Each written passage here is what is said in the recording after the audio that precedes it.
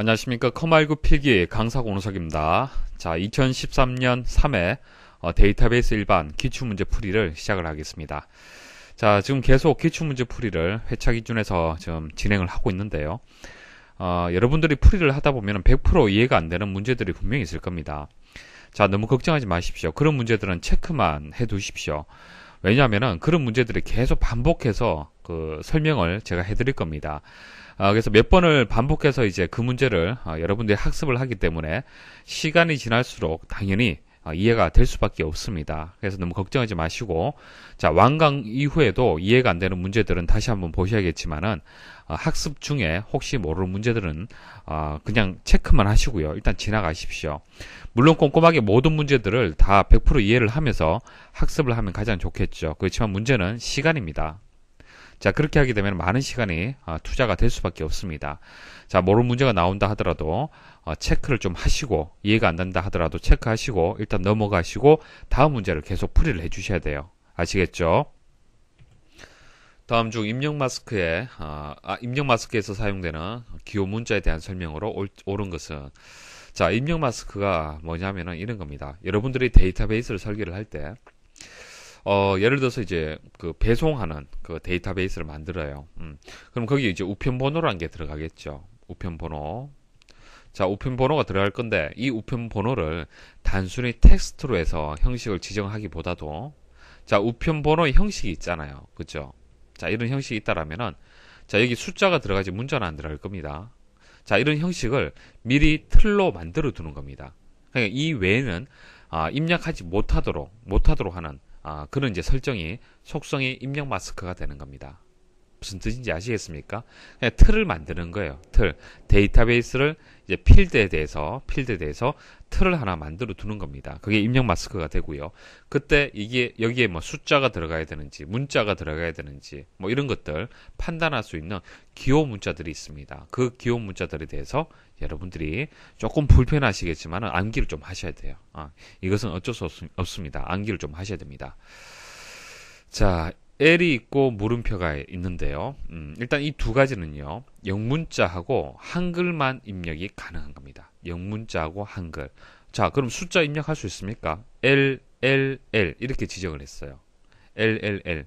자, 필드가 있는데, 자, 그 필드에 대해서 입력 마스크를 이렇게 지정을 했습니다. 그럼 이 필드에다가 111 입력할 수 있습니까? 안 된다는 얘기예요. 입력이 안 돼요. 그게 잘못된 데이터가 되는 거잖아요. 설계자 입장에서는 이제 문자만 입력받을 수 있도록 설계를 한 거예요. 그죠? 그렇기 때문에 숫자는 입력되어서는 안 된다라는 것이 되는 겁니다. 그러니까 사용자가 입력하는 사람이 똑똑해서 잘 알고 입력하면 좋겠지만은 아무래도 실수할 수 있잖아요. 그죠? 자, 그래서 틀을 만들어 두는 겁니다. 자, L하고 물음표는 영문자하고 한글만 입력을 하는데 차이점이 뭐냐면은 L 같은 경우에 필수예요. 필수. 이랬으면은 세 자리를 무조건 입력을 해야 돼요. 자, 그런데 물음표는 필수는 아닙니다. 선택이에요. 선택. 들어갈 수도 있고 안 들어갈 수도 있고, 세 자리가 안 될 수도 있고 두 자리가 될 수도 있고. 아시겠습니까? 자, 대문자 A, 소문자 A네요. 자, 대문자 A, 소문자 A는 영문자, 한글, 숫자. 여기에다가 숫자가 더해졌네요. 그죠? 자, 이게 또 필수가, 대문자 A는 필수가 되고 소문자 A는 선택이 되겠습니다. 자, %가 있고 C가 있네요. %하고 C가 있습니다. 자, 모든 문자나 공백까지 입력이 가능한 겁니다. 모든 문자와 공백까지 입력이 가능하고요. %는 필수, C는 이제 선택적인 그런 이제 입력 마스크가 되겠습니다. 자, 그다음 0, 9 이제 우물정자, 샵 기호. 자, 이렇게 세 가지가 있는데요. 이것은 숫자하고 관련이 있습니다. 숫자. 자, 0은 숫자만 입력 가능해요. 0은 숫자만 입력 가능하고요. 9는 숫자나 공백 입력 가능합니다. 그리고 샵은 숫자나 공백 입력 가능하지만 공백은 저장되지 않는다라는 그 차이점이 조금 있어요. 그 정도는 뭐 그냥 알고만 계시면 됩니다. 자, 그리고 0은요, 필수예요. 자, 이렇게 해서 이제 여러 개의 입력 마스크 사용자 지정 기호가 있습니다. 문자가 있습니다. 그래서 이것을 뭐 완벽하게 다 암기를 하시면 가장 좋겠지만은, 일단 필수라고 하는 이제 입력 마스크라도 기억을 하시면요, 문제 푸는데 많은 도움이 되실 겁니다. 그러니까 어차피 보기가 이렇게 나오기 때문에 정확하게 다 다 모든 것을 모른다 하더라도 이게 틀렸다 맞다라는 정도만 판단할 수 있으면 되겠잖아요, 그죠? 그렇게 이제 판단을 하시고 일단 이제 기본적인 입력 마스크만 일단 기억을 좀 부탁을 드리겠습니다. 자, 0은 뭐죠? 조금 전 숫자만 입력 가능하고 필수다 그렇게 말씀을 드렸잖아요. 선택이라고 얘기를 했네요. 이건 무조건 틀렸죠. 자, 9는 필수가 아니죠. 이거 틀렸어요. 그러니까 0하고 9하고 지금 보시면은 바뀌었습니다. 선택 요소로서 숫자나 공백을 입력하는 것은 9예요. 9. 이게 9입니다. 9. 자, 필수고 0에서 9까지 숫자 이건 뭐예요? 0이에요. 바뀌었네요. 그죠? 샵은 선택 요소로서 A에서 Z까지 0문자를 입력한다. 자, 샵은 숫자나 공백이죠. 숫자나 공백이 되는 겁니다. 그래서 틀렸어요. 이것도. 자, 앰프센트는 필수 요소. 자, 앰프센트는 필수 요소가 되고요. 이제 단일 문자, 그러니까 문자란 얘기예요. 문자나 공백을 입력한다. 그러니까 문자나 공백을 입력할 수 있다. 그래서 여기서는 4번이 정답이 되겠습니다. 다음 중 데이터 이벤트 속성에 해당하지 않는 것은 자, 어려운 문제 아닙니다. 자, 데이터 이벤트 속성이라고 얘기를 했는데요. 이벤트의 종류가 이제 여러 가지가 있습니다. 여러 가지가 있는데 데이터 이벤트라는 것은 어떤 특징을 가지고 있냐면요. 데이터가 변경이 되었을 때 발생하는 그런 이벤트들을 얘기를 하는 겁니다. 여기 이제 애프터 업데이트, 그리고 on change, 그리고 before 업데이트 이렇게 나와 있잖아요. 그죠? 자, 이런 것들은 다 어떤 데이터 변화하고 관련이 있습니다. 애프터 업데이트는 이제 데이터가 업데이트가 된 후, 자, 애프터가 붙기 때문에 업데이트 후라고 해석을 하시면 되겠죠. 자, 데이터가 그 텍스트 상자에 기존의 10에서 20으로 바뀔 수가 있겠죠. 갱신될 수 있잖아요. 그죠? 그때 발생하는 이벤트가 된다는 얘기예요. 그게 데이터 이벤트의 종류 중에 한 가지가 된다는 얘기입니다. 자, 온체인지는 데이터가 바뀔 때 비슷하죠. 데이터가 바뀌게 되면은 발생하는 이벤트가 되는 거고요. 비포 업데이트는 데이터가 업데이트 되기 전, 자, 되기 전에 발생하는 그런 데이터 이벤트 속성이 되겠습니다. 그래서 이런 것들은 데이터하고 관련이 있다라고 보셔야 되고요. 자, on 더블 클릭, 자, 더블 클릭입니다. 이거는. 자, 더블 클릭인데요. 자, 더블 클릭은 데이터의 어떤 변화가 아니고요. 마우스 이벤트하고 관련이 있죠. 그 마우스 클릭하고 관련이 되는 그런 이제 이벤트 속성이라고 볼 수가 있습니다. 그래서 이 세 가지는 데이터 이벤트가 맞고요. 4번은 마우스 이벤트의 종류 중에 한 가지가 되겠습니다. 다음 중 데이터베이스 관리 시스템에 대한 설명으로 옳지 않은 것은 자, DBMS라고 부릅니다. 데이터베이스 매니지먼트 시스템이라고 해서 데이터베이스 관리 시스템을 DBMS라고 얘기를 하고요. 지금 여러분들이 배우고 있는 액세스라는 프로그램, 이 프로그램이 이제 데이터베이스 관리 시스템이 되는 겁니다. 자, 이거 외에도 뭐 오라클도 있고요. 뭐 MS SQL도 있고요. 기업에서 사용하는 데이터베이스 관리 시스템은 다양하게 있습니다. 자, 이 데이터베이스 관리 시스템의 기본적인 개념을 일단 말씀을 드릴게요. 자, 그림을 통해서 말씀을 드리면요. 실제 물리적으로 존재하는 데이터베이스가 있습니다. 하드디스크라고 보셔도 돼요. 자, 하드디스크에 그 데이터베이스가 구축이 되어 있을 겁니다. 자, 그 다음 DBA. 자, DBA는 관리자를 얘기를 하는 거고요. 그리고 일반 사용자. 자, 여러분들은 일반 사용자라고 볼 수가 있겠죠. 자, 그리고 응용 프로그램. 자, 응용 프로그램 뭐냐면은 여러분들이 데이터베이스에 접근을 하려면 일단 홈페이지를 통해서 자, 홈페이지가 있을 거고요. 자, 이 홈페이지에 데이터베이스가 이렇게 연결이 되어 있습니다. 그래서 데이터베이스를 직접 연결하는 것이 아니라 홈페이지, 그러니까 응용 프로그램을 통해서 데이터베이스에 접근하는 방식으로 여러분들이 이용을 하고 있어요. 자, 그래서 응용 프로그램을 지금 여기서 얘기를 하는 겁니다. 그래서 사용자가 직접 데이터베이스에 접근할 수도 있지만은 보통은 응용 프로그램을 이용을 해서 그렇게 접근을 하고 있습니다. 자, 그래서 이렇게 이제 여러 이제 계층에서 데이터베이스를 이용하기를 원하고요. 자, 근데 이 데이터베이스를 이제 하드디스크에 물리적으로 저장되어 있는 상태이기 때문에 다이렉트로 컨트롤하기는 어렵습니다. 직접 하기는 어렵고요. 중간에 좀 도와줄 수 있는 프로그램이 필요해요. 자, 인터페이스 역할을 해주는 그 어떤 프로그램이 필요합니다. 그걸 DBMS라고 얘기를 하는 겁니다. 그래서 정의를 보시면은 사용자와 데이터베이스 사이에서 사용자의 요구에 따라 데이터베이스를 생성하고 관리해주는 소프트웨어다. 됐죠? 자, 그럼 이제 보기 한번 보겠습니다. 1번, 응용 프로그램과 데이터베이스 사이에 위치하여 데이터베이스를 관리한다. 자, 금방 제가 사용자하고 데이터베이스 이렇게 말씀을 드렸지만은 사용자가 빠지고 관리자라든지 응용 프로그램 이렇게 설명을 해도 다 맞다라고 보셔야 돼요. 자, 1번은 맞습니다. 2번, 파일 시스템의 단점인 데이터의 중복성과 종속성의 문제를 해결하기 위해 제안된 시스템이다. 자, 파일 시스템이란 것은요, 여러분들 개인용 컴퓨터에 쓰는 시스템을 얘기를 하는 겁니다. 여러분들은 데이터베이스 시스템 이용하지 않죠. 파일 시스템 이용을 하고 있습니다. 그러니까 여러분들이 사용하는 응용 프로그램에 따라서 파일들이 다 달라요. 예를 들어 아래 한글 프로그램이 있으면은 이 한글 프로그램을 사용하는 파일 다르죠. 그다음 포토샵 프로그램이 있으면은 그 포토샵에서 사용하는 프로그램도 다르고요. MS 오피스에서 사용하는 프로그램도 다릅니다. 이런 식으로 여러분들이 사용하는 프로그램에 따라서 어플리케이션 프로그램에 따라서 그때 사용하는 이 파일들은 다 다릅니다. 그렇죠. 그래서 각각의 프로그램에 종속적이다라고 하는 겁니다. 종속적이다. 자, 그리고 데이터의 중복이 또 발생할 수가 있어요. 여기 있는 데이터 서로 호환이 안 됩니다. 그렇기 때문에 똑같은 데이터를 여기에도 입력을 해줘야 되고 여기도 입력하고 여기도 입력하고 여기도 입력을 해줘야 돼요. 왜냐하면은 각각의 파일들이 각각의 응용 프로그램에 종속적이기 때문에 그렇습니다. 자, 그래서 이 문제를 해결하기 위해서 이것을 서로 공유할 수 있도록 해주자. 이게 데이터베이스의 개념이 되는 거예요. 이해하시겠습니까? 그래서 데이터베이스 시스템이라는 것은 파일 시스템의 단점을 보완한 겁니다. 자, 2번 맞는 설명이고요.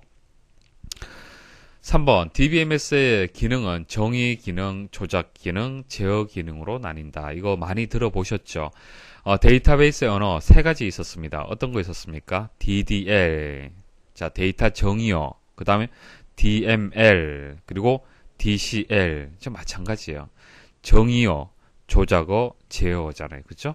이 데이터베이스 관리 시스템의 기능도 마찬가지입니다. 동일해요. 자, 4번. 순차적인 접근을 지원하여 백업과 회복의 절차가 간단하다. 자, 데이터베이스 관리 시스템, 그 장점이 상당히 많습니다. 그죠? 장점이 상당히 많은데, 자, 그렇게 많은 이제 장점들을 가지고 있는 반면에 구성은 복잡했을 수밖에 없어요. 그죠? 복잡합니다. 내부적으로 처리하기가 너무 어렵고요. 자, 이런 것을 전문적으로 다루는 사람들도 많이 없습니다. 자, 그래서 구성이 복잡하기 때문에 백업이라든지 회복한다든지, 자, 회복이란 것은 어떤 복구의 개념으로 보시면 됩니다. 자, 이런 절차들이 단순하지가 않습니다. 복잡해요. 그래서 간단하다라고 설명을 했기 때문에 4번이 정답이 되겠습니다. 다음 중 데이터베이스에 저장되어 있는 모든 데이터 개체들에 대한 정보를 유지하고 관리하는 시스템으로 시스템 카탈로그라고 불리는 것은 무엇인가? 자, 시스템 카탈로그란 얘기가 나오면은 데이터 사전 일단 기억을 하셔야 됩니다. 자, 시스템 카탈로그하고 데이터 사전은 거의 뭐 같은 의미로 이제 사용이 되는데요. 시스템 자신이 필요로 하는 여러 가지 객체에 대한 이제 정보들을 포함하고 있는 시스템 내부에 있는 데이터베이스를 얘기를 하는 겁니다. 자, 이게 무슨 뜻이냐면은 우리가 데이터베이스를 이제 관리를 하기 위해서 뭐 테이블도 만들고 뭐 뷰도 만들고요. 뭐 인덱스 뭐 여러 가지 설정을 합니다. 그죠? 자, 이런 설정한 내용들은 데이터베이스 내에 저장이 될 겁니다. 데이터베이스 내에 저장이 될 거고요. 그런데 이 데이터베이스에 대한 정보, 이 정보들을 따로 보관하고 있는 데이터베이스가 있습니다. 그것을 시스템 데이터베이스라고 얘기를 하는 거예요. 데이터베이스에 대한 데이터베이스다, 그렇게 보시면 됩니다. 자, 이런 시스템 데이터베이스는요, 시스템 카탈로그 또는 데이터 사전이라고 그렇게 부르고요. 이것은 시스템에서, 그러니까 DBMS, 자, DBMS가 시스템이 되는 겁니다. 데이터베이스 관리 시스템이 되겠죠. 자, DBMS에서 스스로 갱신하고 유지합니다. 그러니까 이건 사용자가 이용하는 것이 아니고요. 사용자가 관리하는 것이 아니고요. 사용자는 데이터베이스를 관리하는 것이죠. 그래서 시스템 데이터베이스는 사용자가 관리하는 것이 아니라 DBMS가 스스로 갱신하고 유지한다. 그리고 사용자가 갱신하지 않는다라는 특징을 가지고 있습니다. 근데 시스템 데이터베이스의 내부는 볼 수는 있습니다. 사용자가 SQL을 이용하게 되면 검색해서 볼 수는 있습니다. 자, 이것을 우리는 시스템 카탈로그, 데이터 사전이라고 부르는 겁니다.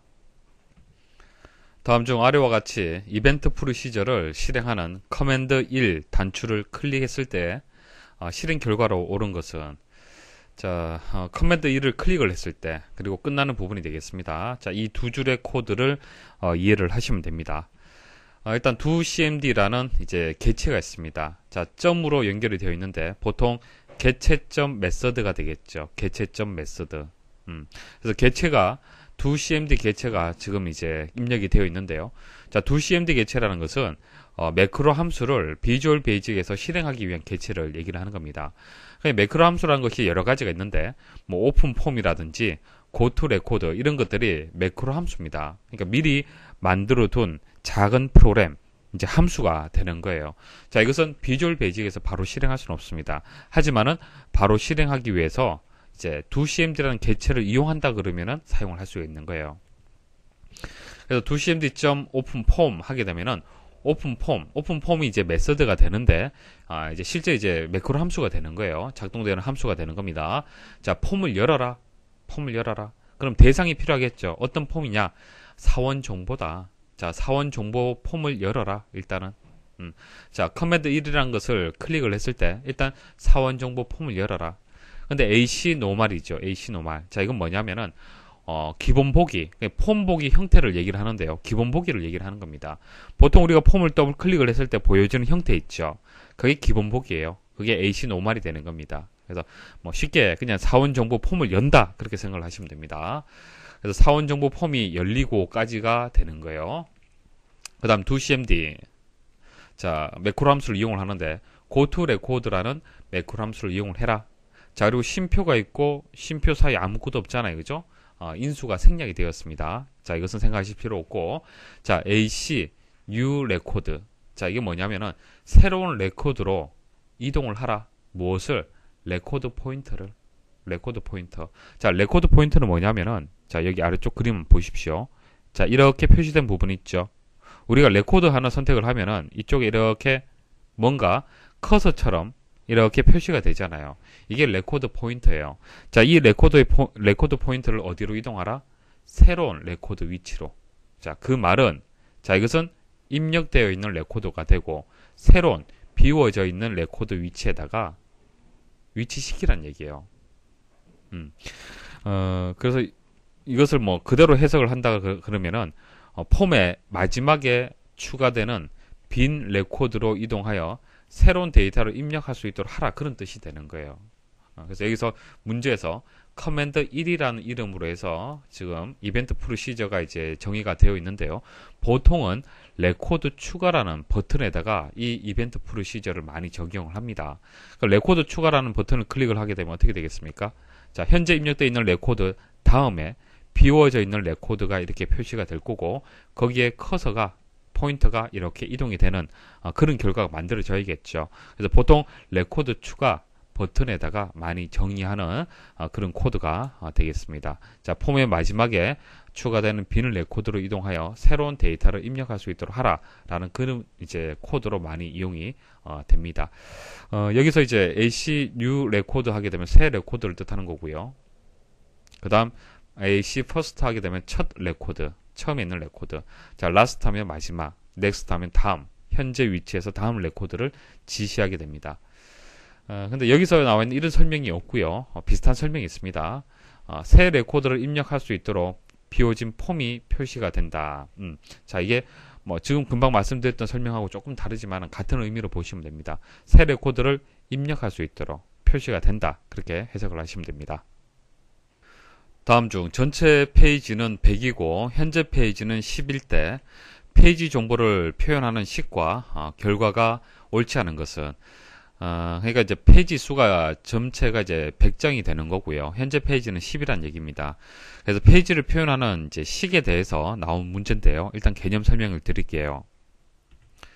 자, 보고서가 있습니다. 자, 현재 보고서를 보시면은 하단에 내려 보시면은 대부분의 문서도 뭐 다 같지만은 하단에 페이지가 있습니다. 그래서 뭐 3페이지 중에서 1페이지다 이런 식으로, 그리고 다음 페이지 이동하면은 3페이지 중에서 2페이지다. 뭐 3페이지 중에 3페이지다 이런 식으로 표시를 합니다. 자, 이것은 각각의 페이지마다 하단에 계속 출력이 돼야 되는 겁니다. 그래서 영역으로 보면은 페이지 바닥글에다가 보통 입력을 하죠. 자, 페이지 바닥글에 페이지를 표현하는 식을 입력을 합니다.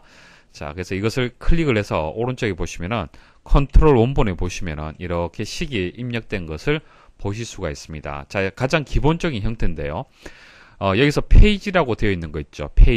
페이지라고 되어 있는 이 부분은요, 현재 페이지를 뜻하는 겁니다. 자, 그 다음 페이지에다가 S가 붙었습니다. 자, 이것은 전체 페이지를 뜻하는 거예요. 그리고 사이에 슬래시가 붙었고요. 앰프센트로 연결이 되어 있습니다. 그래서 앰프센트는 이제 어떤 그 연결하는 그런 역할을 해주는 거예요. 그리고 슬래시 같은 경우에는 큰 따옴표를 묶여져 있죠. 이것은 문자 열과 동일한 겁니다. 그래서 문자를 그대로 표시하라. 그런 뜻이 되는 거예요. 자, 그래서 슬래시가 있고 앞에는 현재 페이지, 뒤에는 전체 페이지가 표시가 되는 그런 이제 식이 되는 겁니다. 이해하시겠죠? 자, 동그라미 1번 보겠습니다. 자, 식을 보시면은 페이지라고 되어 있네요. 자, 이렇게 그 대괄호로 해서 묶여지면은 이게 특수한 그 어떤 의미를 가지고 있습니다. 그래서 현재 페이지를 표시하라라는 그런 뜻을 가지고 있습니다. 자, 현재 페이지가 10이잖아요. 그래서 결과는 10이 되는 게 맞습니다. 자, 그 다음 식을 한번 보겠습니다. 자, 페이지. 자, 현재 페이지가 되고, 이건 10이 되겠죠. 자, 그 다음 뒤에 페이지는 뭐죠? 자, 큰 따옴표로 묶여져 있는 것은 문자열입니다. 문자열이에요. 그래서, 현재 페이지 10 하고요. 문자열 페이지하고 앰프센트로 연결되어 있습니다. 그래서 10페이지가 되는 겁니다. 자, 3번은 포맷이 들어왔네요. 포맷 함수가 들어왔는데, 자, 포맷 함수를 사용하는 방법 일단 아셔야겠죠. 자, 인수가 2개 들어갑니다. 첫 번째는 변형할 데이터, 일단 대상이 들어와야 돼요. 대상. 그 다음 표시 형식. 그래서 포맷은요, 말 그대로 포맷을 바꿔주는 겁니다. 형식을 바꿔주는 거예요. 이해하시겠죠? 자, 형식을 지정해주는 함수가 되겠습니다. 자, 앞에 이제 변형할 데이터가 페이지라고 되어 있습니다. 이건 뭐죠? 이것은 현재 페이지가 되기 때문에 10이 되는 거고요. 자, 이 형식을 000이라고 되어 있습니다. 자, 이 0이 뜻하는 것이 무엇이냐면요. 뭐, 엑셀에서도 여러분들 뭐 사용자 지정, 이제 표현 방식을 다들 배우셨죠. 자, 0과 9가 있었습니다. 0은 뭡니까? 0과 샵이 있었죠. 자, 0은 뭐죠? 유효하지 않아, 데이터가 없더라도 유효하지 않아도 0으로 표시가 될 수 있도록. 자, 샵 같은 경우에는 유효하지 않다라면 생략할 수 있도록 그렇게 표시를 했었습니다. 자, 그래서 현재 세 자리가 일단 0으로 되어 있다는 얘기는 세 자리의 숫자가 아닐 경우에는 0으로 표시가 될 수 있도록 해야 돼요. 그래서 그 10의 자리, 1의 자리는 이렇게 들어가지만은 100의 자리가 0이잖아요. 그죠? 데이터가 없잖아요. 데이터가 없어도 0으로 표시할 수 있도록 해줘야 됩니다. 그래서 결과가 10이 아니고요. 결과는 010으로 나와줘야 되는 거예요. 만일 샵이었으면 어떻게 됐을까요? 이것은 유효한 숫자만 표시를 하기 때문에 10으로 표시가 되는 겁니다. 자, 보여드릴게요. 자, 000입니다. 결과 한번 보도록 하죠. 001, 002, 003. 유효하지 않은 숫자는 0으로 채워졌네요. 자, 샵을 한번 넣어 보겠습니다. 자, 1, 2, 3. 4번 보겠습니다. 4번 일반적으로 많이 이용하는 식이 되겠네요. 자, 슬래시가 가운데 있고요. 앰프센트로 해서 연결해 줍니다. 앰프센트가 꼭 입력이 돼야 됩니다. 자, 앞에 페이지는 현재 페이지를 뜻하는 거고 뒤에는 S가 붙었습니다. 전체 페이지죠. 100페이지가 되겠습니다. 자, 그래서 결과는 10/100 맞습니다. 아래와 같이 보고서 머리글에 텍스트 박스 컨트롤에 컨트롤 원본을 지정하였다. 다음 중 보고서 미리 보기를 실행하였을 때 표시되는 결과로 옳은 것은, 자, 오늘 날짜는 2013년 10월 4일 금요일이라고 가정한다. 이렇게 나왔습니다. 자, 일단 포맷 함수가 나오고요. 안에는 이제 데이트, 자, 데이트 함수가 들어갔는데, 이렇게 여러 개의 함수들이 중첩되어 있을 때는 안쪽부터 하나하나 풀어 나가시면 됩니다. 자, 일단 데이트 함수는 하는 역할이 오늘 날짜를 구하는 함수예요. 그러니까 오늘 날짜가 되기 때문에 여기 들어가는 인수는 없습니다. 인수는 없어요. 자, 오늘 날짜라는 것은 현재 시점에 따라서 달라지는 거잖아요. 그죠? 자, 그래서 오늘 날짜를 자, 여기서 이제 바꿔주는데, 여기서 오늘 날짜가 2013년 10월 4일 금요일이라고 얘기를 했습니다. 자, 그럼 이런 식으로 데이터가 표시가 될 건데, 포맷 함수를 해서 다시 한번 묶어줬잖아요. 포맷 함수는 형식을 바꿔주는 그런 함수가 되는 겁니다. 자, 그리고 대상이 되는 것이 데이터가 되고요. 뒤에 MMM이라고 들어갔습니다. MMM. 자, M은 기본적으로 월을 나타내는 거예요. 월. 여기서 10월을 표시를 하겠다라는 그런 뜻이 되는 거예요. 10월. 10월을 표시하는데 M이 4개 들어갔을 때와 M이 3개 형식으로 해서 들어갔을 때는 다릅니다. 이해하시겠습니까? 자, 4개는요. 월을 영문으로 풀네임 그대로 표시하는 거예요. 풀네임 그대로. 악토버로 해서 요게 그대로 표시가 되는 거고요. 이제 3개면은 영문 약어로 표시됩니다. 그래서 앞에 3자만 이렇게 추출이 되는 거예요. 이해하시겠습니까? 그래서 4개는 풀네임 그대로, 3개일 경우에는 약어로 표시가 된다. 그래서 여기서 정답이 되는 것이 1번이 되겠습니다. 다음 중 아래 그림과 같이 그룹화되어 있는 보고서에 대한 설명으로 옳지 않은 것은, 자, 이런 유형의 문제들이 많이 출제됩니다. 그림이 주어지고 이 그림에 대해 설명을 뭐 틀리게 한 것을 찾아라 이렇게 나옵니다. 그렇기 때문에 그림을 보고요. 여러분들이 이해를 잘 하셔야 돼요. 자, 보겠습니다. 일단 그룹화가 되어 있다는 것은 여러분들 아실 수가 있을 거예요. 여기 보시면 출판사가 다림, 출판사가 백산출판사 이렇게 되어 있습니다. 여기서부터 여기까지가 하나의 그룹이 되는 거고요. 여기서부터 여기까지가 또 하나의 그룹이다 라고 볼 수가 있습니다. 자, 그룹에서 본문은 뭐죠? 본문은 이 부분이 이제 본문이 되는 거고요. 자, 그럼 본문 위쪽은 뭐가 되는 겁니까? 그룹 머리글이죠. 그룹 머리글. 자, 본문 아래쪽은 뭡니까? 이 부분은 그룹 바닥글이 되는 거예요. 됐죠? 자, 이 정도 이해를 하시면은 한번 답을 찾아볼게요. 자, 1번 출판사별로 그룹화되어 있다. 자, 출판사를 기준해서 그룹화가 되어 있다라고 볼 수 있습니다. 자, 2번 그룹 바닥글 영역이 설정되어 있다. 자, 금방 말씀을 드렸죠. 도서 합계. 자, 도서 합계. 자, 이것은 건수가 2개가 되기 때문에 2. 이건 건수가 3개잖아요. 그래서 3이 된 겁니다. 3번 그룹 머리글에 출판사별 도서수가 표시되어 있다. 자, 그룹 머리글은 아니죠. 이 부분이 그룹 머리글이 되는 거고요. 이 부분에 대해서 지금 설명을 하는데 이것은 그룹 바닥글이 되는 겁니다. 3번이 정답이 되겠네요. 자, 그룹 내 그룹 코드, 도서 코드는 오름차순으로 정렬되어 있다. 자, 도서 코드를 잘 보십시오. 이 데이터들을 한번 잘 보십시오. 자, 여기 보시면은 A, B, C 이렇게 되어 있잖아요. 그죠? 값이 점점점 커지는 방식으로 정렬이 되어 있습니다. 이건 뭐예요? 계단을 올라간다는 개념, 오름차순이 되는 겁니다. 됐습니까? 작은 거에서 큰 거 방향으로 정렬이 되어 있습니다. 그래서 오름차순, 도서 코드로 오름차순 정렬되어 있다는 것이 맞습니다. 다음 중 실행 쿼리에 해당하지 않는 것은 일단 쿼리의 종류 전반적으로 한번 제가 한번 설명을 드려볼게요. 일단 매개 변수 쿼리가 있습니다. 매개 변수 쿼리. 매개 변수 쿼리는요, 이렇게 대화 상자가 나오도록 만든 쿼리예요. 자, 실행할 때 레코드 검색 조건이나 필드에 삽입할 값과 같은 정보를 대화 상자로 입력받는 질이. 자, 이게 값을 받는 거예요. 값을 받아서 만든 쿼리를 매개 변수 쿼리라고 얘기합니다.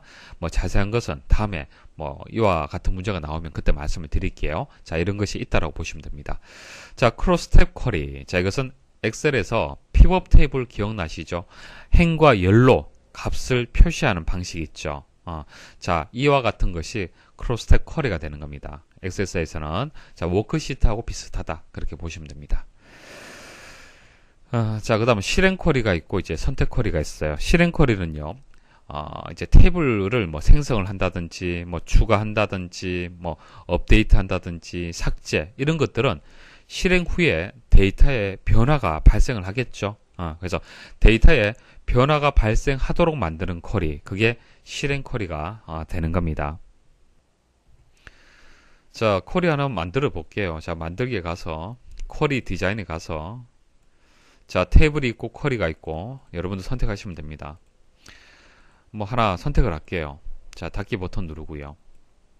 자, 이렇게 해서 쿼리를 하나 만들었어요. 만들었는데 일단 기본적으로 선택 쿼리로 만들어집니다. 선택 쿼리. 자, 선택 쿼리란 것은 자, 더블 클릭을 해서 해당 필드를 가져올게요. 자, 검색한 결과예요. 검색한 결과. 값이 바뀐다는 것이 아니고요.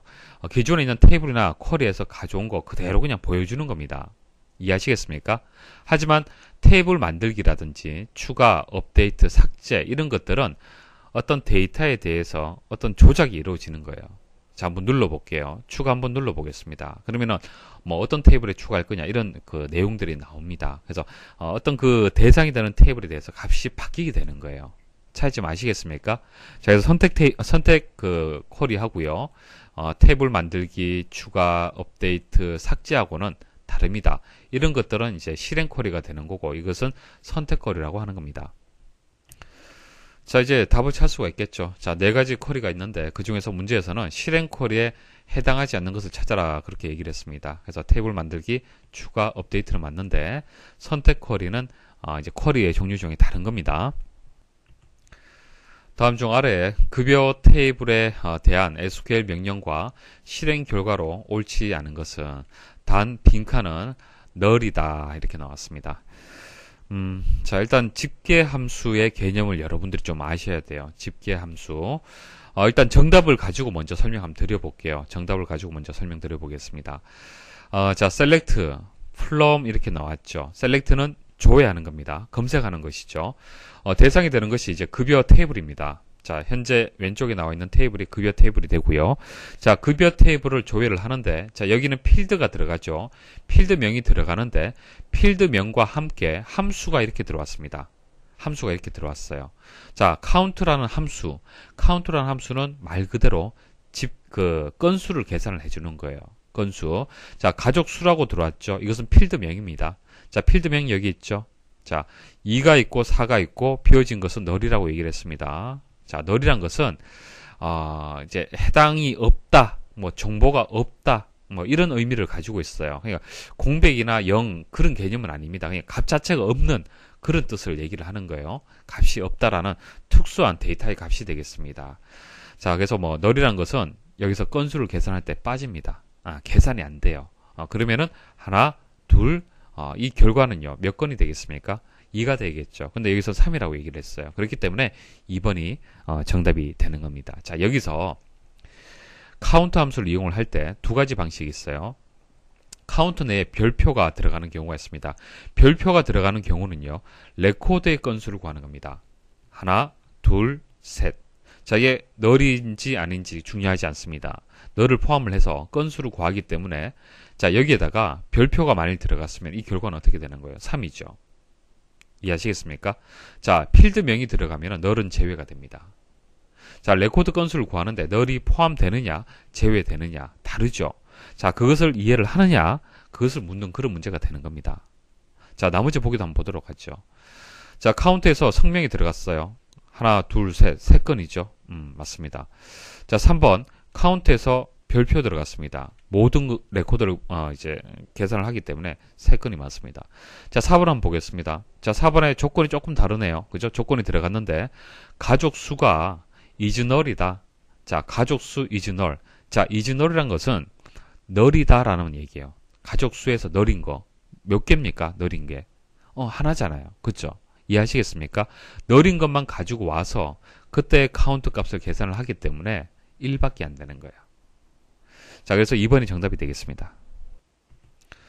다음 쿼리에 설정된 조건에 대한 설명으로 옳은 것은 자, 우리가 쿼리를 만들 때 조건을 줍니다. 자, 조건 안에다가 이렇게 조건을 입력을 하죠.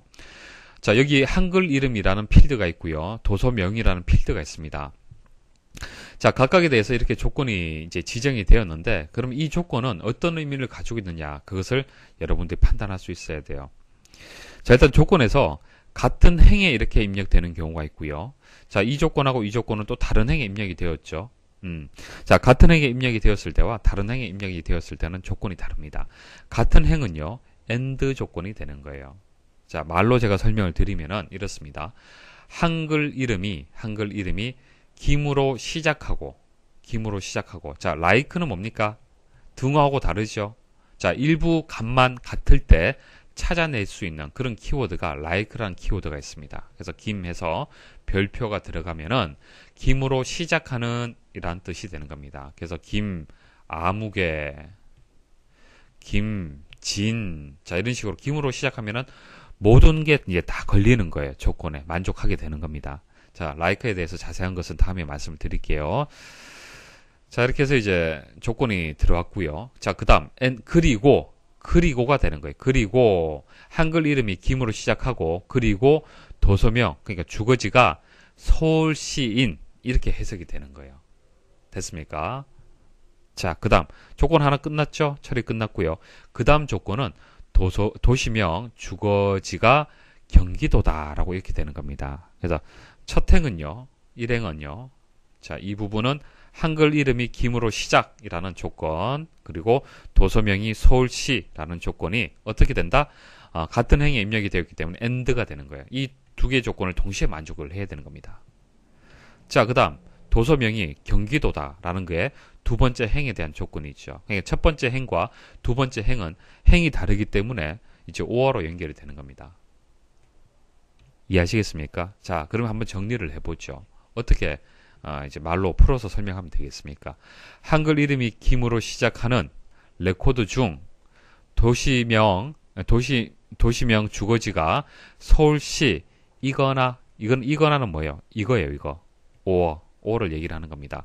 그리고 시작하는 레코드 중이라는 이 설명이 이제 AND가 되는 거예요. 따라오시겠습니까? 자, 그리고 이제 도시명, 자, 주거지가 경기도인 레코드를 검색하라. 자, 그렇게 정리를 할 수가 있겠네요. 다음 중 쿼리 검색 조건의 연산자와 함수 사용에 대한 설명이 옳지 않은 것은 이런 문제들은 각각의 함수들을 여러분들이 알고 있어야 됩니다. 정확하게 정의를 알고 계셔야겠죠. 자, 1번부터 한번 보겠습니다. 자, 이렇게 중첩되어 있을 때는 안쪽부터 생각하시면 됩니다. 자, 안쪽에 보시면은 데이트 함수 들어갔습니다. 자, 데이트 함수는 현재 날짜를 뜻하는 거예요. 현재 시점에 대한 날짜. 그렇기 때문에 인수값은 없습니다. 인수를 넣을 필요가 없죠. 자, 현재 날짜에서 year 함수는 이제 연도를 추출하는 거예요. 연도. 그래서 정리를 하면은 현재 연도가 되는 겁니다. 현재 연도. 시스템의 현재 날짜 정보에서 연도값만을 반환한다라는 설명이 맞습니다. 그 다음 두 번째 보도록 하겠습니다. 자, 인스트링. 자, 인스트링은요, 문자열에서 문자 위치를 찾는 거예요. 인수가 두 개 들어갑니다. 자, 코리아라는 이 문자열에서 아래 위치를 찾는 거예요. 위치를 반환하는 겁니다. 그럼 어떻게 될까요? 하나, 둘, 세 번째가 있네요. 결과는 3이 되는 겁니다. 3번. 자, 3번은 이제 정답이 되는데요. 자, write 함수에 대해서 여러분들 이해를 하셔야 됩니다. 자, write 함수는요, 추출하는 겁니다. 추출. 자, 대상에서 추출하는 거예요. 자, 주민번호가 있으면은, 자, 이 주민번호가 이제 대상이 되는 겁니다. 자, 그리고 이렇게 대괄호로 묶여져 있잖아요. 이것은 주민번호 문자를 뜻하는 것이 아닙니다. 문자는 큰 따옴표를 이렇게 묶어야겠죠. 이렇게 대괄호로 묶여진 것은 필드를 뜻하는 거예요. 필드. 자, 주민번호 필드에서 write라고 얘기했기 때문에 뭐예요? 오른쪽. 자, 주민번호가 1, 2, 3, 4, 5라고 있다고 가정을 할게요. 그러면은 왼쪽에서 추출할 때는 left 함수 이용을 하고요. 오른쪽에서 추출할 때는 right 함수 이용을 합니다. 그래서 right 함수 이용을 하게 되면은 오른쪽에서 추출하는 거예요. 자, 추출할 개수가 두 개네요. 그러면은 오른쪽 두 개가 추출이 되는 겁니다. 그래서 주민번호 필드의 맨 뒤에 두 자리를 추출을 해라라는 그런 함수가 되는 겁니다. 자, 3번 다시 한번 보도록 하죠. 그러면 이 추출한 결과가 01이다라는 조건이잖아요. 그죠? 01이다. 자, 뭐 설명 보도록 하죠. 주민번호 필드에서 맨 앞에 두 자리가 라고 설명이 나와 있네요. 설명 틀렸네요. 맨 앞자리라는 설명이 이제 맞으려면은 left 함수를 이용을 해야 됩니다. left 함수. right 함수가 아니고요. 자, 그래서 3번이 정답이 되겠습니다. 자, 그다음 4번 좀 특이한 그 조건인데요. 자, like에서 기억에서 디귿까지를 대괄호로 묶었고요. 자, 그리고 별표가 이렇게 들어갔습니다. 자, 테이블에 보면은 지역정보라는 테이블이 있습니다. 지역정보라는 테이블이 있는데 제가 어떤 쿼리를 만들 거냐면은 지역명 있죠. 지역명이 첫 글자가 기억에서 디귿으로 시작하는 그때의 지역명만 셀렉트를 하고 싶어요. 찾고 싶습니다. 한번 만들어 보겠습니다. 자, 쿼리 디자인에 가서 지역 정보 가지고 와야겠죠. 뭐 지역 코드하고 지역명만 이렇게 표시를 해볼게요. 자, 조건에다가 자, 이렇게 입력을 해보겠습니다. 자, 결과 한번 보도록 하죠.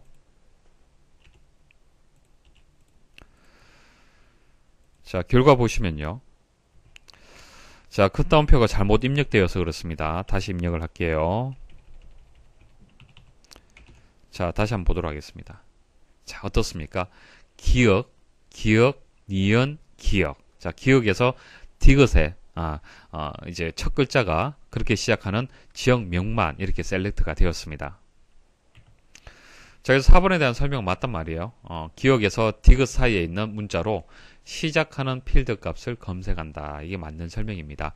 자, 그리고 like가 붙으면은 like가 붙고 별표가 이렇게 들어갔잖아요. 그죠? 자, 뭐뭐로 시작하는 이라는 의미를 가지고 있어요. like는 다음에 또 자세히 설명을 드릴 겁니다. 다음 중 데이터 시트에 요약 정보를 표시하는 시그마 요약 기능에 관한 설명으로 옳지 않은 것은 자, 1번 시그마 요약 기능을 실행했을 때 생기는 요약행을 통해 집계 함수를 좀 더 쉽고 빠르게 사용할 수 있다. 자, 집계 함수라는 것은 이제 그룹 함수를 얘기를 하는 겁니다. 뭐 합계를 구한다. 그러니까 각각의 이제 행의 합계를 이제 그룹화를 한다든지 평균을 구한다든지 그런 것을 이제 집계 함수라고 얘기를 하는데 실제 한번 보여드리겠습니다.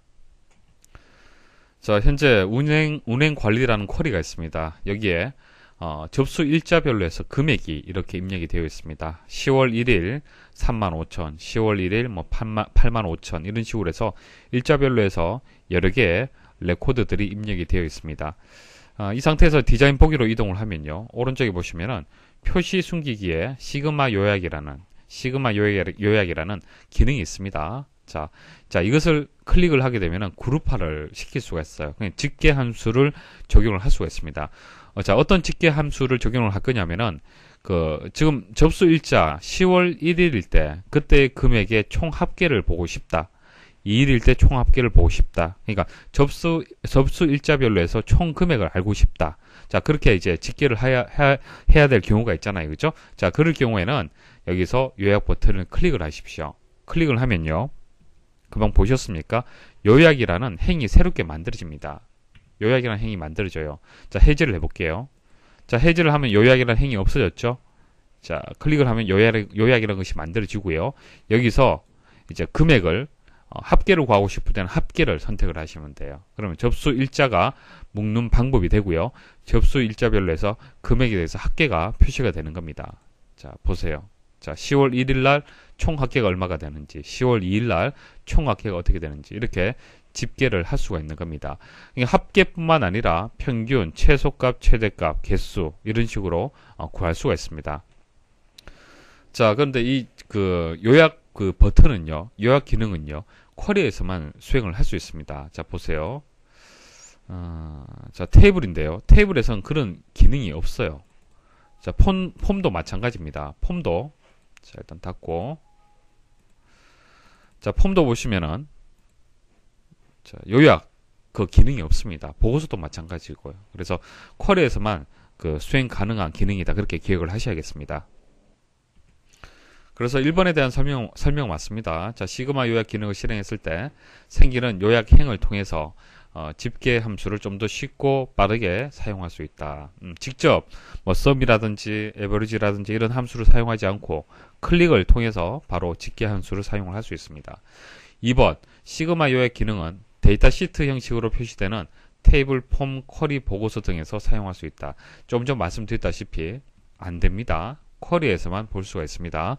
쿼리에서 디자인 보기 형식 화면에서 할 수 있습니다. 3번 시그마 요약 기능이 설정된 상태에서 텍스트 데이터 형식의 필드에는 개수 집계 함수만 지정할 수 있다. 자, 조금 전 우리가 금액이라든지 자, 이런 필드 같은 경우에는 이건 숫자잖아요. 그죠? 숫자. 자, 숫자가 되기 때문에 최소값, 최대값 이런 것들을 이제 집계 함수로 사용을 할 수 있습니다. 하지만은 텍스트인 경우에는 그런 이제 함수들이 지원이 당연히 안 되겠죠. 안 됩니다. 그래서 숫자가 아닌 텍스트 형식은요, 합계, 평균 등의 집계를 할 수가 없고요. 건수를 계산하는 개수, 그냥 총 개수가 몇 건이냐, 그러니까 뭐 예를 들어서 USB 메모리, 뭐 메모리의 건수가 몇 건이냐 이런 식으로 텍스트인 경우에는 개수만 집계가 가능합니다. 그래서 3번은 설명 맞습니다. 4번 시그마 요약 기능이 설정된 상태에서 예 아니오 데이터 형식의 필드에 개수 집계 함수를 지정하면 체크된 레코드의 총 개수가 표시가 된다. 자, 무슨 뜻이냐면 오른쪽에 보십시오. 자, 성별 필드가 체크 박스가 이렇게 만들어졌죠. 이것은 예 아니오 데이터 형식이 적용된 상태를 얘기를 하는 겁니다. 자, 예면은 체크가 될 거고 아니면 체크 안 된 상태가 되겠죠. 그냥 true냐 false냐 그렇게 되는 겁니다. 그래서 여기다가 만일 집계 그 함수를 적용을 하는데 개수를 지정을 하잖아요. 그죠? 개수 집계 함수를 지정을 하게 되면은 체크가 되었을 때 그때 건수가 반환이 되는 겁니다. 그래서 4번도 맞는 설명이 되겠습니다. 아래 보기에서 개체별로 내보내기 할 수 있는 형식의 연결이 옳은 것은 우리 엑셀에서 개체가 테이블, 쿼리, 폼, 보고서가 있습니다. 각각의 이제 그 내보내기 기능이 다 포함이 되어 있는데요. 내보내기 할 수 있는 형식은 서로 다릅니다. 이것을 다 이제 암기를 하셔야 되는데 좀 암기하기 쉬운 방법 말씀을 드릴게요. 일단 개체별 데이터 내보내기를 기능을 수행을 하게 되면은 테이블이나 쿼리는 동일합니다. 자, 이런 이제 형식으로 내보내기 할 수 있고요. 폼은 이와 같은 형식, 보고서는 이와 같은 형식입니다. 그래서 테이블 쿼리는 같고 폼 다르고 보고서가 달라요. 자, 이거 다 암기를 해야 되는데 암기하는 방법 설명을 드리겠습니다. 자, 다 알고 있어야만 이 문제를 풀 수가 있어요.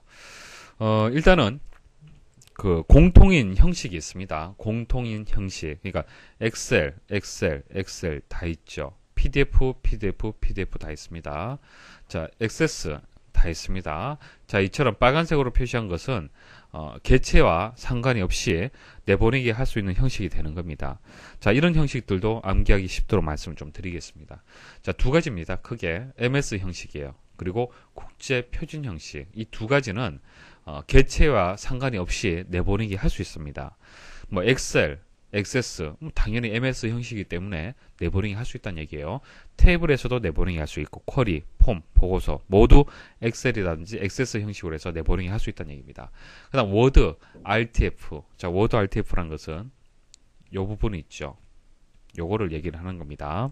그러니까 텍스트 파일인데 서식 있는 텍스트 파일을 얘기를 하는 겁니다. 그것을 워드 RTF라고 얘기를 하는데요. 자, 이런 것은 MS 형식이라고 볼 수가 있습니다. 그래서 이것은 개체와 상관이 없이 내보내기 할 수 있고요. 그 다음 국제 표준 형식. 자, 텍스트 파일, HTML, XML, PDF, XPS. 자, 뭐 PDF나 XPS나 비슷하다라고 보시면 됩니다. 서식을 유지하는 그런 형식을 얘기를 하는 것이죠. 그래서 뭐 한글 혹은 MS 워드, 뭐 액세스, 뭐 이런 뭐 상관없이 어떤 형식이든지 상관없이 PDF로 변환하게 되면은 그 형식 그대로 만약 여기서 출력을 하잖아요, 그죠? 출력을 해서 파일 변환을 한다. 아래 한글에서 출력을 해서 파일 변환한다. PDF 형식으로 만일 출력하고 파일 변환을 해버리면은 한글에 있는 서식들이 그대로 다 적용이 되어 있고요. 엑셀도 마찬가지입니다. 엑셀에서 출력을 할 때 PDF 형식으로 출력을 하게 되면은 엑셀의 어떤 그런 서식, 그러니까 프로그램마다 서식이 다 다르잖아요, 그죠? 서식을 지정할 수 있는 기능이 다 다른데 PDF로 변환하게 되면은 그 서식이 다 유지가 됩니다. 자, 이렇게 해서 이런 것들은 이제 국제 표준 형식이에요. 일반적으로 많이 사용이 되는 형식이 되는 겁니다. 그래서 이런 것들은 공통 형식이 되는 거예요. 공통. 됐습니까? 자, 그래서 테이블하고 쿼리에서 엑셀, 워드, RTF 파일, 뭐 이런 것들은 당연히 포함이 된다고 보셔야 돼요. HTML, 텍스트 파일 다 포함이 되고요. 이것도 마찬가지입니다. 됐습니까? 나머지에서 이제 구분하시면 되는데, 자, 여기서부터는 이제 각각 개체의 어떤 특성을 일단 이해를 하셔야 됩니다. 그럼 좀 더 암기하기가 쉬워요. 자, 보세요. 자, 테이블하고 쿼리는요, 데이터베이스입니다. 가장 기본이 되는 데이터베이스. 데이터가 어디에 저장이 됩니까? 테이블, 그리고 쿼리에 데이터가 있잖아요. 그죠? 그래서 테이블을 가지고 쿼리를 만들고, 자, 이것을 가지고 우리는 폼과 보고서를 만듭니다. 맞습니까? 그래서 가장 기본이 되는 형식, 데이터베이스에서 가장 기본이 되는 데이터를 가지고 있는 형식은 테이블하고 쿼리가 되는 겁니다. 그래서 이것을 데이터베이스라고 생각을 하시면 돼요. 데이터베이스.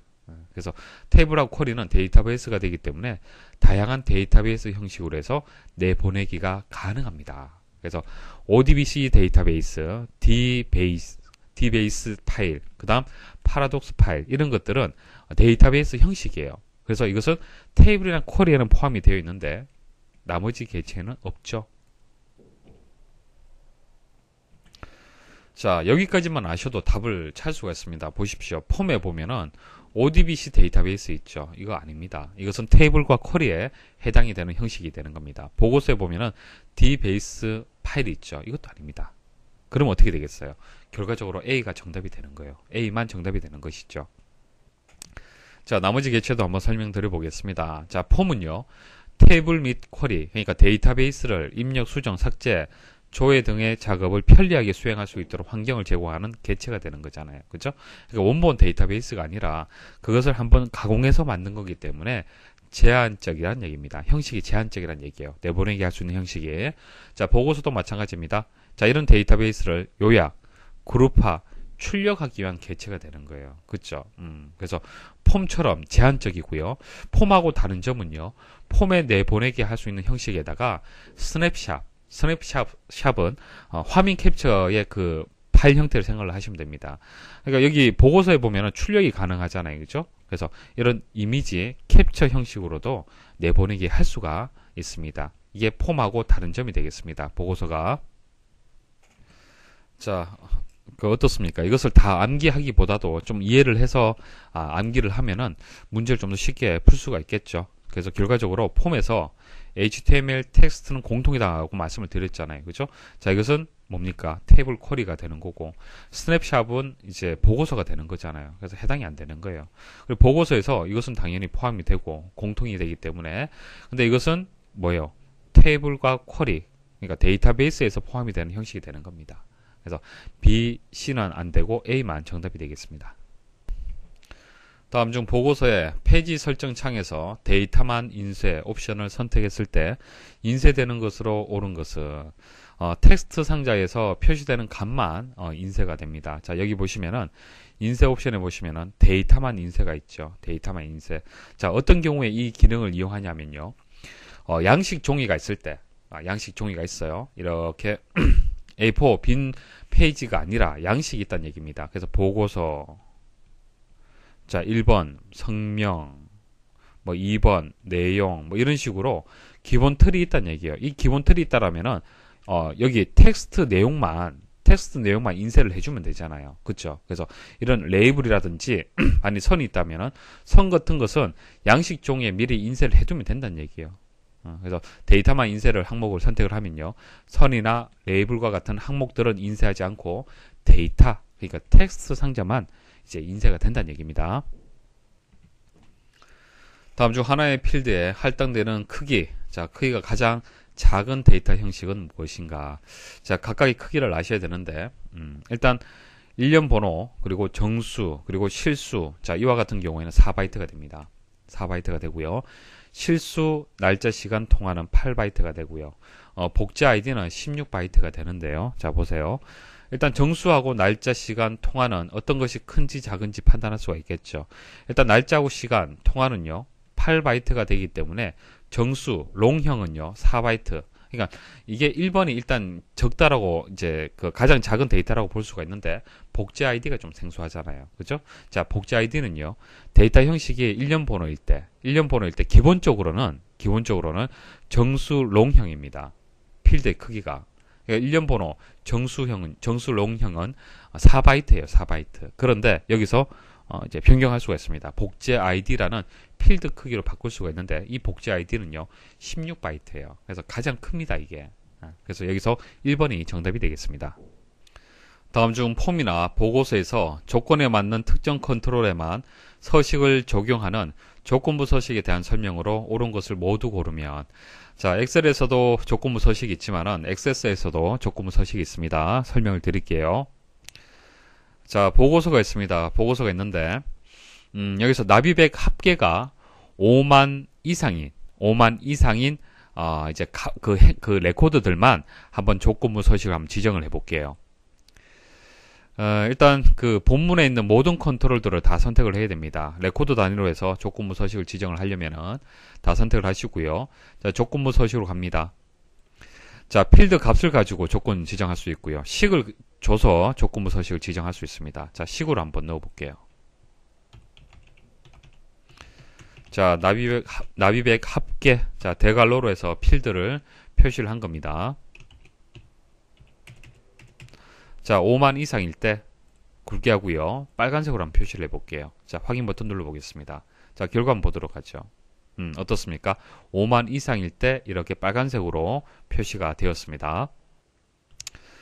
자, 그럼 이런 조건들을 몇 개까지 추가를 할 수 있는지 한번 추가를 해볼게요. 또 추가 한번 눌러볼게요. 조건 3개까지, 그 이후는 추가 버튼이 비활성화 되네요. 그래서 액세스에서 조건부 서식은요, 3개까지 조건을 지정할 수 있습니다. 자, 이제 오른 보기를 한번 찾아보겠습니다. A, 조건부 서식은 식이 아닌 필드 값으로만 설정이 가능하다. 아니죠. 식도 가능하고 필드 값도 가능합니다. B, 컨트롤 값이 변경되어 조건을 만족하지 않으면 적용된 서식이 해제되고 기본 서식이 적용된다. 이건 뭐 당연한 얘기죠. 조건을 만족하지 않는데 어떻게 그 조건에 대한 서식이 적용이 되겠습니까? C, 조건은 3개까지 지정할 수 있으며 조건별로 다른 서식을 적용할 수 있다. 이것도 뭐 당연한 얘기죠. 그래서 B하고 C가 여기서 정답이 되는데 D는 틀렸습니다. 자, D를 잘 들으십시오. 지정한 조건 중 2개 이상이 참이면 조건이 참인 서식이 모두 적용된다. 모두라는 설명이 틀렸습니다. 모두 적용이 될 수도 있고 안 될 수도 있어요. 왜냐면은 이런 경우입니다. 서식이 충돌하는 경우. 자, 여기에 만일 이 조건이 있어요. 그럼 이 조건을 만족할 때는 이제 글꼴의 색을 노란색으로 해라. 자, 여기서는 파란색으로 해라. 이렇게 되었습니다. 자, 이 2가지 조건을 동시에 만족할 때 그러면은 글꼴의 색을 노란색으로 해야겠습니까? 파란색으로 해야겠습니까? 자, 이 보기대로 한다라면은 모두 적용된다고 얘기를 했기 때문에 노란색하고 파란색하고 같이 적용이 돼야 돼요. 자, 이런 식으로 서식이 충돌되는 경우가 있습니다. 충돌될 때는 모두 적용되지 않습니다. 아시겠습니까? 우선순위에 따라서 높은 규칙만 서식이 이제 적용이 되는 겁니다. 자, 그래서 정답이 2번이 되겠습니다. 다음 중 폼의 데이터 속성에서 설정할 수 없는 것은, 자, 폼의 속성 시트에 보시면은 데이터 탭이 있는데요. 데이터 탭에 가시면은 여러 개 이제 속성들이 있습니다. 자, 근데 데이터 원본은 없습니다. 데이터 원본이 아니고요. 레코드 원본이에요. 레코드 원본. 자, 레코드 원본이라는 것은 현재 이 폼, 자, 이 폼에서 원본 데이터로 지정된 뭐 테이블이라든지 쿼리가 되는 겁니다. 자, 그것을 여기서 지정을 해주는 겁니다. 그래서 레코드 원본이지 데이터 원본이 아닙니다. 자, 레코드 잠금. 자, 잠그지 않음 이렇게 되어 있는데 레코드 잠금이란 것은, 자, 그 현재 폼을 이제 여러 사람들이 그 동시에 그 편집할 수도 있겠죠. 자, 레코드를 편집할 수 있습니다. 자, 이렇게 편집할 때 편집을 할 수 있도록 할 거냐 아니면은 잠금 처리할 거냐라는 것을 설정할 수 있습니다. 그러니까 동시에 레코드가 있으면 동시에 여러 사람들이 수정을 한다라면 이 데이터가 어떻게 되겠습니까? 자, 엉뚱하게 값이 바뀔 수도 있겠죠. 자, 그 부분을 얘기를 하는 거고요. 데이터 입력. 자, 데이터 입력은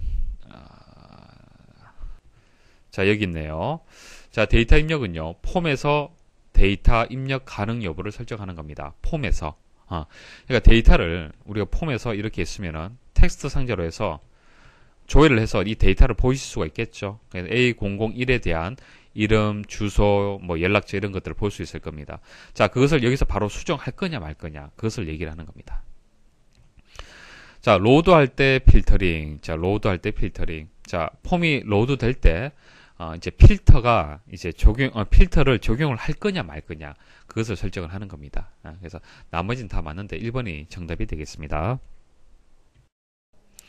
다음 중 기본 폼과 하위 폼에 대한 설명으로 옳지 않은 것은, 자, 여기 오른쪽 그림 보시면 잘 이해를 하실 겁니다. 자, 이게 이제 기본 폼이 되는 거고요. 이게 하위 폼입니다. 그러니까 폼 안에, 자, 폼이 이렇게 있잖아요. 그죠? 폼 안에 또 다른 폼이 하나 더 삽입이 되는 거예요. 자, 이런 식으로 구성하는 것을 기본 폼, 하위 폼이라고 얘기를 합니다. 자, 기본이 되는 폼 안에 있는 폼을 이제 하위 폼이라고 얘기를 하고요. 자, 하위 폼을 사용하면 1대1 관계가 설정되어 있는 테이블이나 쿼리에서 데이터를 효과적으로 표시할 수 있다. 자, 이게 무슨 뜻이냐면은 보세요. 자, 이 기본 그 폼 영역이 되는 건데요. 여기에 AFGW라고 입력을 했잖아요. 그죠? 자, 그럼 하위 폼에는 어떻게 표시가 됩니까? 하위 폼에는 하나만 표시되는 것이 아니라 하나, 둘, 셋, 넷. 자, 거기에 대응되는 모든 레코드들이 다 표시가 되는 겁니다. 이게 어떤 관계예요? 자, 기본 폼이 1이 되고 하위 폼은 다가 되는 것이죠. 그래서 보통은 하위 폼을 이렇게 구성하는 경우가 하나의 폼에서 한 화면에서 두 개의 폼의 어떤 관계를 바로 볼 수 있는 그런 이점이 있다는 얘기예요. 그럴 경우에 사용을 한다는 얘기입니다. 그래서 보통 1대다 이 관계를 효과적으로 표현할 수 있는 방법이 기본 폼, 하위 폼 방식이 되는 겁니다. 이해하시겠죠? 자, 이게 이제 하위 폼이 되는 거고요. 자, 보기 한번 읽어보겠습니다. 자, 1대 다 관계 1대 하위 폼에는 1에 해당하는 데이터가 표시되며 기본 폼에는 다에 해당하는 데이터가 표시된다. 반대로 설명을 했네요. 자, 기본 폼이 1 그리고 하위 폼이 다가 되는 겁니다. 반대로 설명을 했죠. 2번 하위 폼은 연속 폼의 형태로 표시할 수 있지만 기본 폼은 연속 폼의 형태로 표시할 수 없다. 자, 폼을 이제 표시하는 형태가 몇 가지가 있습니다. 일단 단일 폼으로 이제 볼 수가 있어요. 자, 개념을 아시면 되는데, 자, 단일 폼은 뭐냐면은 레코드를 한 번에 하나씩만 표시하는 거예요.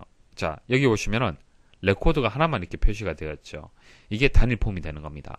단일 폼. 이해하시겠습니까? 자, 그럼 이 위쪽에 있는 이 내용은 뭐예요? 레코드가 하나, 둘, 셋, 넷. 자, 이 세 개죠. 자, 세 개가 이렇게 표시가 됐네요.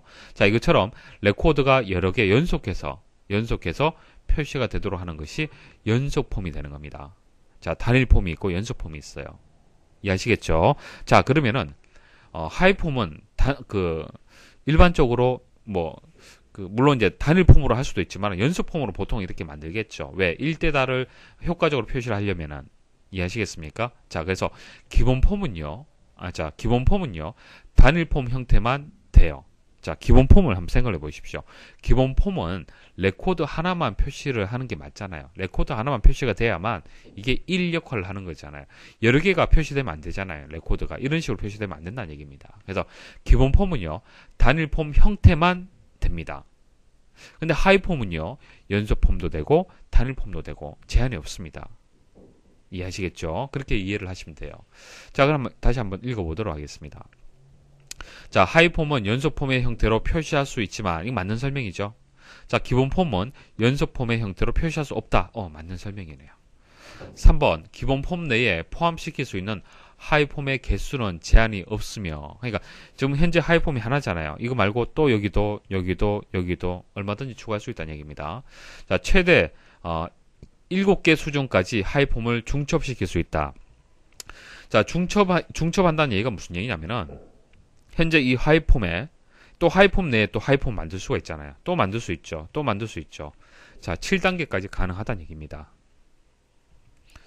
4번 테이블 쿼리나 다른 폼을 이용하여 하위 폼을 작성할 수 있다. 자, 이 하위 폼을 꼭 폼을 가지고 온다라는 것이 아니고요. 테이블이나 쿼리를 이용해서 폼을 만들면서 하위 폼으로 이렇게 작성을 할 수 있습니다. 그래서 4번도 맞는 설명입니다. 테이블 도구 만들기 폼 그룹의 명령을 이용하여 위쪽 구역에는 데이터 시트를 표시하는 폼을 만들고 아래쪽 구역에는 데이터 시트에서 선택한 레코드에 대한 정보를 입력할 수 있는 폼을 만들고자 한다. 다음 중 가장 적절한 폼 만들기 명령은, 자, 이렇게 네 가지가 나왔는데 일단 실습을 하면서 설명 좀 드릴게요. 자, 쿼리가 있습니다. 업체별 내역이라는 쿼리가 있습니다. 자, 이 쿼리를 이용을 해서 폼을 한번 만들어 볼게요. 자, 폼을 만드는데 폼 디자인을 클릭을 해서 여기서 일일이 하나하나 컨트롤 가져와서 하는 방법이 있고, 좀 더 빨리 하고 싶다. 그럴 때는 폼 마법사를 또 이용할 수도 있겠죠. 그거 외에도 폼 분할, 여러 항목 이런 것들이 있습니다. 일단 이 세 개에 대해서 여러분들 차이점을 좀 아셔야 됩니다.